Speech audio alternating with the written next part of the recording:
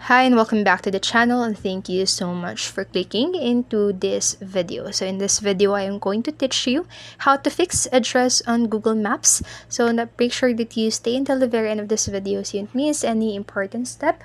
And without further ado, let's get on it. So the process is quite simple, and the first thing that you need to do is to head into your Google Maps on your phone or the Google Maps app. And once you've done that in your Google Maps, just simply go to the address that you want to edit. So once you've done that, on the bottom part of your screen, just simply tap it or just simply drag this window right here to open this one. And then as you can see on the bottom part, it says right here, suggest an edit.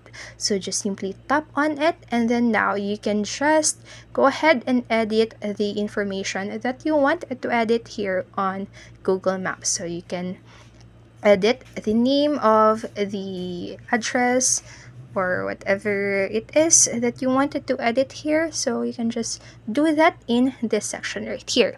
So that's it for this video. These are all the steps that you need to do if you want to fix address on Google Maps. So I hope this video helped you, and if it did, please make sure to like, subscribe, and hit the notification bell button so you don't miss a video.